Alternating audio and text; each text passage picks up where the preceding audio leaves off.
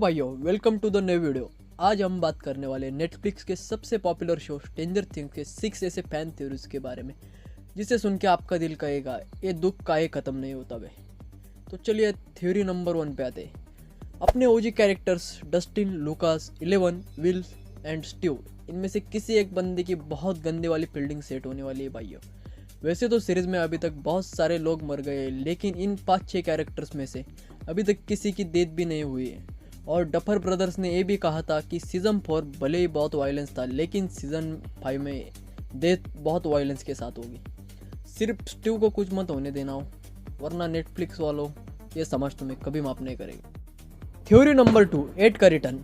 Fan हमेशा से जानते थे कि हॉकिंस की लॉबरेटरी में 11 को छोड़ के और भी 10 सुपर पावर बच्चों पे एक्सपेरिमेंट हुआ था, और 8 को हमने लास्ट टाइम सीज़न 2 से नहीं देखा। ऐसा भी हो सकता है कि 8 11 के साथ अपने यूनिक एबिलिटी, टेलेकिनेसिस और मैनिपुलेशन के पावर के साथ 11 की वेकना को हराने के लिए हेल्प कर सकती है। और नेटफ्लिक्स वाले चाहे तो भाई दूसरा एंड गेम भी बना सकते हैं। आते थ्योरी नंबर 3 पे, Max trapped in Vecna's mind. Max Mayfield को हम सीज़न 2 से ही इस गैंग में देखते आ रहे हैं, और तभी से इस कैरेक्टर को लोग कई ज़्यादा पसंद भी करते हैं। हालांकि मैं अभी भी मिली को ही पसंद करता हूँ। जोक था भाई, जोक। तो लास्ट टाइम हमने इस कैरेक्टर को सीज़न 4 में हवा में लटके हुए वेकना के माइंड से बाहर आते हुए देखा था, जिससे इसके हाथ पाँव वेकना ने पूरी तरह तोड़ दिए थे। और भाई उस वाले सीन पर माँ कसम रोना आ गया था। और उसके देख के पहले वो कह रही थी कि मुझे कुछ भी महसूस नहीं हो रहा, और उसकी आंखें भी वाइट सी हो गई थी। और सीज़न 4 के एंड होते होते मैक्स कोमा में थी।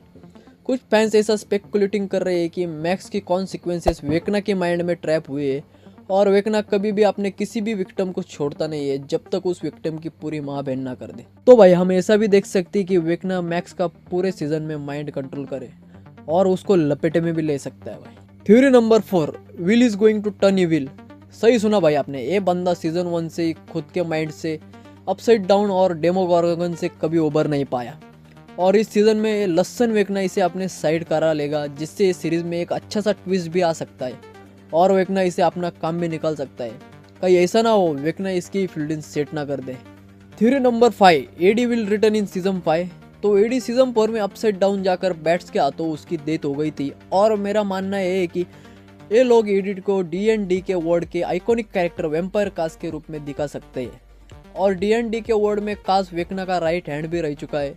हालांकि आगे जाके ट्विस्ट भी है, आगे चल के यही कैरेक्टर वेकना का अगेंस्ट खड़ा रहता है और उसे हरा भी देता है। कहीं ये स्पॉइलर तो नहीं हो गया भाई? अगर ये थ्योरी सच रही तो बता रहा हूँ भाई, ये सीरीज गेम ऑफ थ्रोन्स को पीछे छोड़ देगी। Theory number 6, time travel in season 5। हाँ भाई, stranger things super natural science fiction तब से भरी पड़ी हुई है, और ऐसा भी हो सकता है कि वेकना ऐसी कोई सिचुएशन क्रिएट कर दे कि 11 को किसी अल्टरनेट डायमेंशन में जाकर टाइम ट्रैवल करके पास में कुछ चीज़ों को एक्विंस को बचाने के लिए ठीक करना पड़े। हालांकि सीजन 5 में हम 11 की और पावर्स को एक्सपेंड होते हुए भी देख सकते हैं, और भाई इसमें अगर ये लोग टाइम ट्रैवल घुसा देंगे तो क्या ही बात होगी। लेकिन मुझे नहीं लगता कि 80s में ऐसी कोई भी चीज़ होगी, क्योंकि भाई ये सीरीज़ 80s में सेट है। तो यही थी कुछ वाइल्ड फैन थ्योरीज, बाकी तो सीरीज़ आने के बाद ही पता चलेगा।